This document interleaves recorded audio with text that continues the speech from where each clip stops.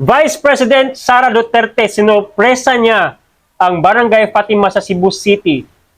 Pinagkaguluhan siya guys, kahit partida ha, wala pang ayuda to. Dito mo talaga makikita kung gaano kamahal ng sambayan ng Pilipino si Sara Duterte. But before natin i-play ang video guys, please follow sa aking Facebook page, Kugman Reaction Vlog, sa ating TikTok account, Kugman Reaction Vlog, at sa aking YouTube account, Kugman Reaction Vlog. So i-play natin ang video guys. Play video! Sa gitna naman ng mga kinakaharap na issue, sorpresang binisita ni Vice President Sara Duterte ang Barangay Dulho Fatima sa Cebu City kahapon. Sinalubong siya ng mga residente. Halos 3 oras din siyang naglibot sa lugar. Wala namang partikular na event doon, pero ayon sa bise, pasasalamat daw ito sa mga Cebuano na patuloy aniyang wala pang ayuda yan pero pinagkaguluhan ng taga Cebu. Samantala, tikom naman si VP Sara sa usaping impeachment at ipaubaya na lang daw sa kanyang legal team.